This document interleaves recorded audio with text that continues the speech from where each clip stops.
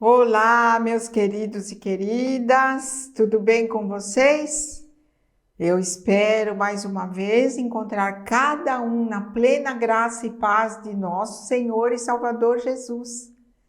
Se os irmãos assistiram, na outra aula, nós começamos a estudar, dentro do tema Doutrinas Bíblicas, os estudos sobre a graça restauradora de Cristo Jesus.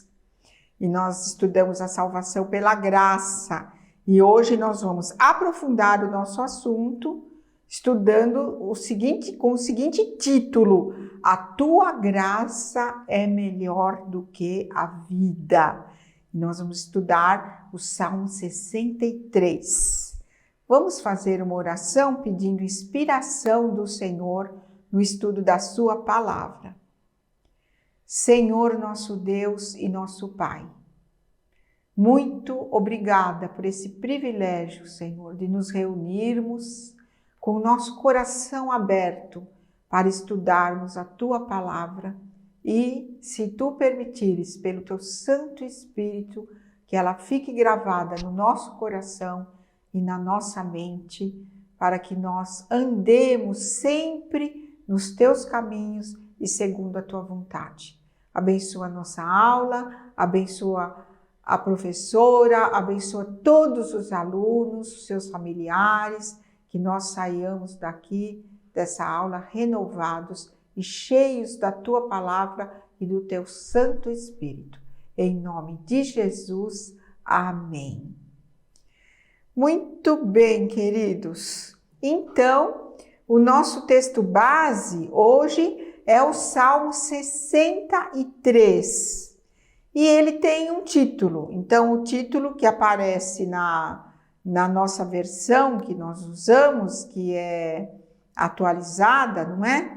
É assim: Sede de Deus, Salmo de Davi, quando estava no deserto de Judá. Então, segundo a Nova Almeida atualizada, não é? Que é a versão que nós usamos, ele aparece assim. Vamos fazer a leitura, em especial do versículo 3, que é o nosso versículo-chave. São apenas 11 versículos e o terceiro é o nosso versículo-chave, que fala da graça. Vamos ler prestando bastante atenção? Ó Deus, Tu és o meu Deus, eu te busco ansiosamente. A minha alma tem sede de Ti, meu corpo Te almeja como terra árida, exausta e sem água. Assim, quero ver-Te no santuário para contemplar a Tua força e a Tua glória. Porque a Tua graça é melhor do que a vida, os meus lábios Te louvam. Assim, eu Te bendirei enquanto viver, em Teu nome levanto as mãos. Como de saborosa comida, assim se farta a minha alma, com júbilo nos lábios, a minha boca Te louva. No meu leito, quando de Ti me recordo e em Ti medito durante as vigílias da noite, porque Tu tens sido meu auxílio, à sombra das Tuas asas, eu canto de alegria. A minha alma pega-se a Ti, a Tua mão direita me ampara. Porém, os que procuram destruir a minha vida descerão às profundezas da terra, serão entregues ao poder da espada e virão a ser pasto dos chacais. Mas o rei se alegrará em Deus, quem por ele jura se gloriará, pois se tapará a boca dos que proferem mentira. Então, este é um salmo de Davi, não é? Então, os irmãos notaram, porque nós chamamos a atenção, que esse salmo tem um título. Então, em boa parte dos salmos, antes do primeiro versículo, nós encontramos um título, como este que nós lemos há pouco. Sede de Deus, Salmo de Davi, quando estava no deserto de Judá. Esses títulos hebraicos são bastante antigos e eles podem ter sido inseridos quando os salmos foram agrupados e organizados para comporem um só livro, um inário com 150 capítulos, organizado em 5 subdivisões. Tem determinadas traduções que o título passa a ser o primeiro versículo, e aí os versículos não batem com as versões que nós usamos atualmente. Mas nessas versões, não é? Nós encontramos também diferenças nesse título do Salmo 63 e em outros títulos de outros salmos também.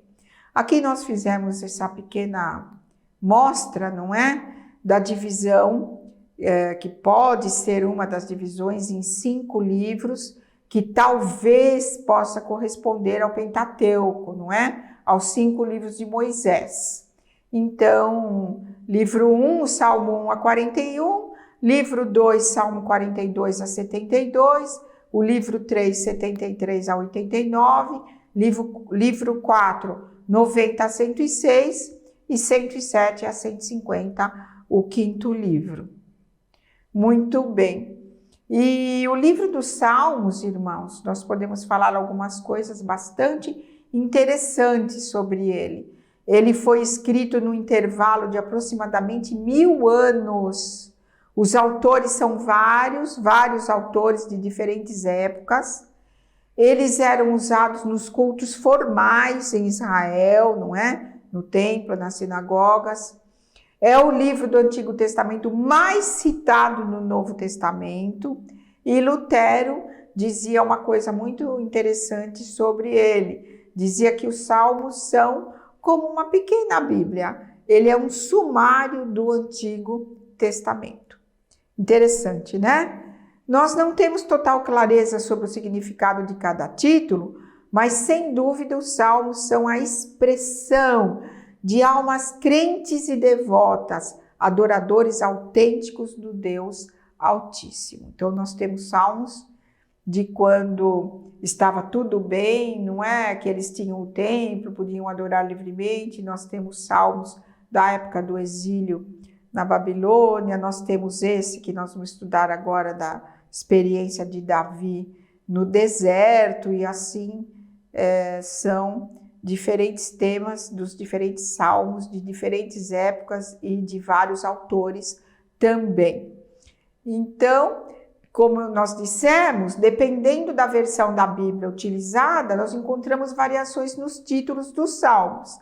E como nós estamos estudando o Salmo 63, vamos ver algumas variações no título desse salmo.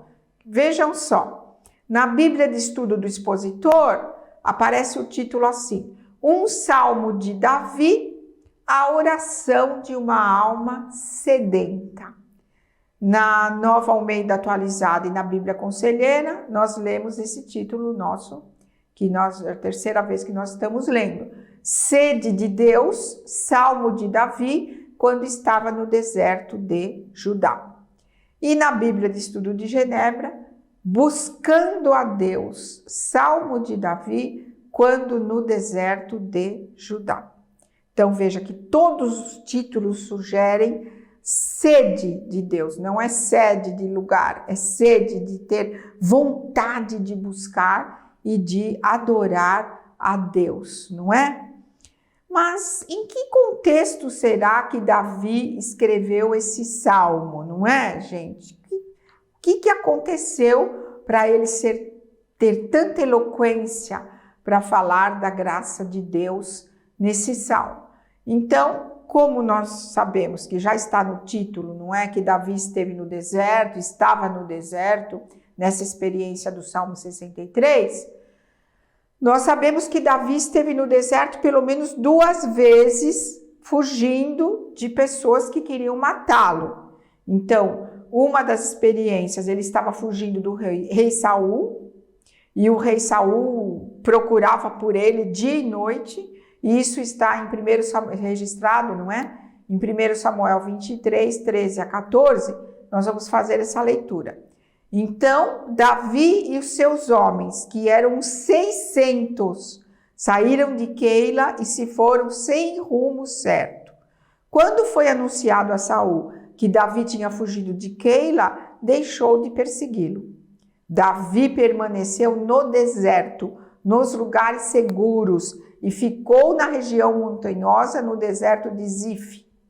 Saul buscava-o todos os dias, porém, Deus não o entregou nas suas mãos.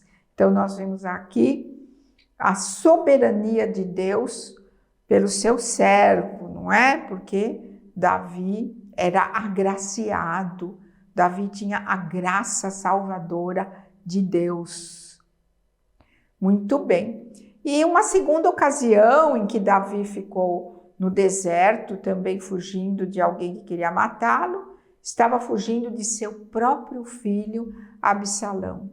Isso nós lemos em 2 Samuel, nós vamos ler 4 versículos, no capítulo 15, versículo 13, 14, 23 e 28, para não ficar muito longa a nossa leitura. Vejam só, uma segunda experiência de Davi no deserto. Então, um mensageiro veio a Davi dizendo: todo o povo de Israel está seguindo Absalão. Diante disto, Davi disse a todos os servos que estavam com ele em Jerusalém: levantem-se, vamos fugir, porque não poderemos nos salvar de Absalão. Saiam o mais depressa possível para que ele não nos alcance. Lance sobre nós a ruína e passe a cidade a fio de espada. Toda a terra chorava em alta voz, e todo o povo e também o rei passaram o ribeiro de Cedron, seguindo o caminho do deserto. Vejam, vou ficar esperando nos vales do deserto até que me venham notícias de vocês. Então, vejam que nas duas experiências, tanto fugindo de Saul como fugindo de Absalão, Davi estava desesperado. Ele estava correndo risco, não é? De perder a sua própria vida. Mas, dentro desse desespero, mas dessa fé imensa que nós lemos no Salmo 63, o versículo-chave, a nossa cereja do bolo, é o terceiro, né? Então, porque a tua graça é melhor do que a vida, os meus lábios te louvarão. Então, veja que Davi, desesperado, no deserto, isolado, ele confessava, ainda de todo o coração, que a graça de Deus na vida dele era melhor do que ter a graça de Deus, era melhor do que viver. E por isso ele louvava a Deus, mesmo nesse desespero em que se encontrava. E é muito interessante nós analisarmos esse versículo-chave em outras traduções da Bíblia, não é? Então, nós temos várias aqui que eu coloquei da própria Sociedade Bíblica e, por fim, a versão usada por Calvino, né, nos seus comentários sobre os Salmos. Então, na Almeida Revista e Corrigida, de 1969, olha como fica esse terceiro versículo. Porque a tua benignidade é melhor do que a vida, os meus lábios te louvarão. Na Almeida Revista e Corrigida de 2009, igual, porque a tua benignidade. Na Ara, que a revista é atualizada, porque a tua graça é melhor do que a vida, os meus lábios te louvam. A NA, que foi o que nós usamos, a mesma coisa. Mas na nova tradução na linguagem de hoje, do ano de 2000, veja, o teu amor é melhor do que a vida, e por isso eu te louvarei. Na tradução brasileira de 2010, porquanto tua benignidade é melhor do que a vida, os meus lábios te louvarão. E por fim, nos comentários dos Salmos de Calvino, volume 2, publicado que eu tenho é 2009, né, a minha versão, porque a tua misericórdia é melhor do que a vida, meus lábios te louvarão. Não é interessante isso?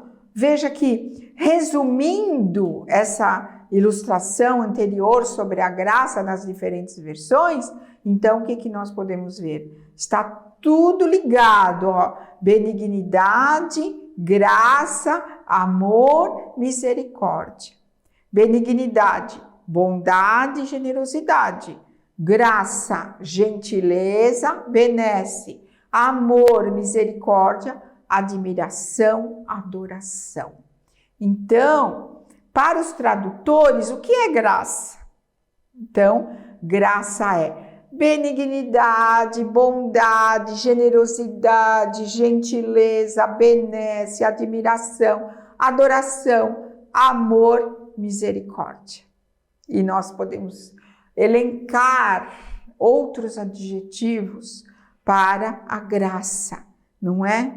Graça é muito mais do que só esses que nós selecionamos nessas traduções. Com toda certeza, o rei Davi foi escolhido por Deus e a sua vida representa um grande testemunho sobre o que significa viver sob a incomparável graça salvadora divina. Então, João Calvino, quando comentou esse salmo, ele afirmou o seguinte: não se pode dizer que o presente salmo consista mais de orações do que de uma enorme gama de piedosas meditações, as quais confortavam a mente de Davi em meio aos perigos, ansiedades e dificuldades de extrema gravidade.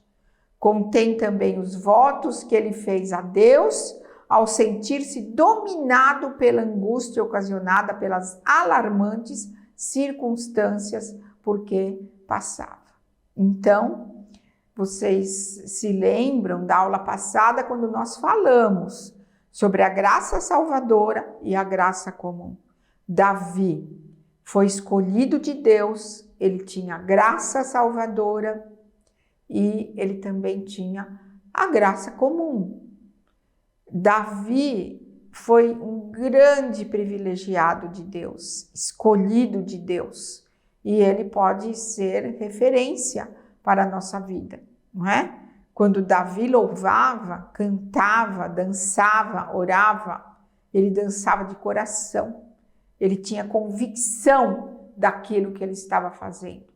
Ele não era uma pessoa perfeita, ele era um grande pecador, mas ele tinha a graça salvadora de Deus. Quando ele pecava, ele tinha o arrependimento. E quando ele louvava, quando ele cantava, quando ele dançava, quando ele orava, ele fazia de todo o seu coração, não é? Por isso ele foi chamado o amigo de Deus. Então esse salmo, para nós estudarmos a graça salvadora, é maravilhoso. Os irmãos podem sentir isso, não é? Com tudo isso que nós elencamos até aqui, não é? Então, através desse salmo, nós podemos ver como pode ser a vida de uma pessoa salva pela graça divina, não é? Como foi o rei Davi. Então, um primeiro ponto que nós podemos destacar é que quem recebe a graça da salvação não necessariamente vive sem problemas e sem dores. Vejam que Davi estava passando por uma dificuldade enorme, não é? Ele estava com medo, ele estava inseguro, ele perdeu o conforto do palácio, dos servos, das suas mulheres e teve que fugir para o deserto, de repente, sem levar quase nada ou nada consigo. Então, esse deserto ficava no sul, na tribo de Judá, não é? Conforme se lê em 1 Samuel 23, 14. Olha só, Davi permaneceu no deserto, nos lugares seguros, e ficou na região montanhosa no deserto de Zif. Saul buscava-o todos os dias, porém Deus não o entregou nas suas mãos. Muito bem. Mas, afinal, o Salmo 63 foi escrito quando Davi fugia do rei Saul ou quando Davi fugia do seu filho Absalão, não é? Então, muitos estudiosos, como no versículo 11 do Salmo, Davi se intitula rei, tem autores que dizem que não, que esse salmo é quando ele foi perseguido por Absalão, não é? Quando Davi já estava então empossado o rei. Mas outros estudiosos dizem que Davi poderia ter se intitulado rei, mesmo antes de ser empossado, com o fim de expressar sua confiante convicção de que Deus o ergueria ao trono em cumprimento de sua promessa. Então, não há certeza de em qual perseguição que foi escrito o Salmo 63, tá? Muito bem. Um segundo ponto, não é? De quem é salvo pela graça. Então, nós vemos o quê? Nos primeiros versículos, nota-se como Deus estava sempre presente nos pensamentos de Davi, mesmo quando se tornou um andarilho no deserto, em circunstância de extremo desamparo e ameaça de morte. Quando o próprio lugar bastava para distrair suas meditações, Davi se concentrava para exercitar a contemplação do poder e da glória de Deus, como se estivesse no santuário. Então veja o versículo 2. Assim quero ver-te no santuário para contemplar a tua força e a tua glória. Por isso que também no Salmo 119 a gente lê: escondi a tua palavra no meu coração para não pecar contra ti. E outro, que as palavras da minha boca e a meditação do meu coração sejam agradáveis diante de ti. Então, Davi, ele sabia em todos os momentos, nos momentos bons, nos momentos ruins, meditar, contemplar a força de Deus e a sua glória, como se ele estivesse no santuário. E Calvino, quando comentou esse versículo 2, não é? Ele afirmou o quê?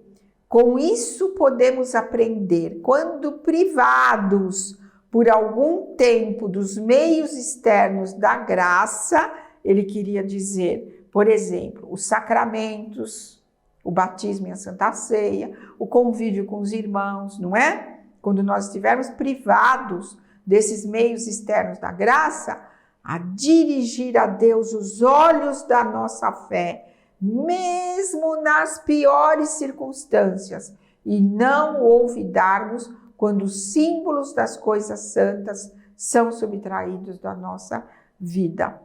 Então, viver sob a graça salvadora pode ser assim. Num terceiro ponto, a partir do verso 3, porque a tua graça é melhor do que a vida, os meus lábios te louvam, o Calvino comentou que a misericórdia referida na tradução por ele usada provém da graça.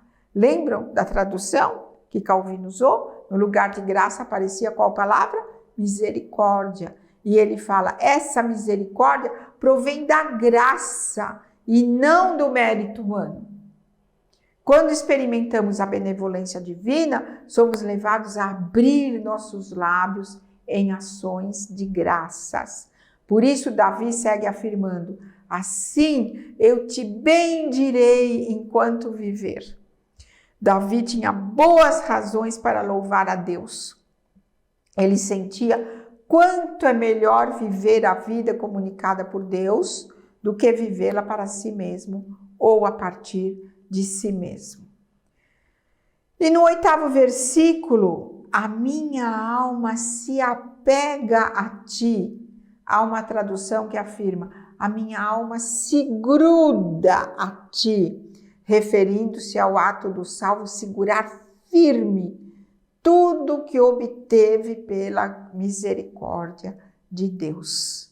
Então, a começar pela salvação e depois, então, essa abertura da mente essa bênção da palavra de Deus na nossa vida e do agir do Espírito Santo em nós, não é? Num quinto ponto, Calvino comentou então os versos 9, 10 e 11, afirmando que Deus cuida até mesmo do pó disperso de seus próprios filhos. Junta-o novamente e não deixará dele nada a perecer. Essa é a nossa segurança como cristãos, como quem recebeu a graça salvadora de Deus, não é? Quando os ímpios são mortos e seus ossos se dispersam pelos campos, isso significa apenas a condição preparatória para a sua eterna destruição. Nós falamos na aula passada sobre o julgamento de Deus, que com certeza virá, não é isso? Muito bem. Meus amores, nós vamos encerrar a nossa segunda aula sobre a graça, lembrando, através do hino Maravilhosa Graça, desse autor maravilhoso, que inspiração teve essa pessoa, Aldor Lillenas, para escrever esse hino, não é? Então, nós podemos ver aí outras facetas da graça, não é? Maravilhosa graça, graça de Deus sem par. Como poder cantá-la? Como hei de começar? Ela me dá certeza e vivo com firmeza pela maravilhosa graça de Jesus. Graça, que maravilhosa graça! É imensurável e sem fim.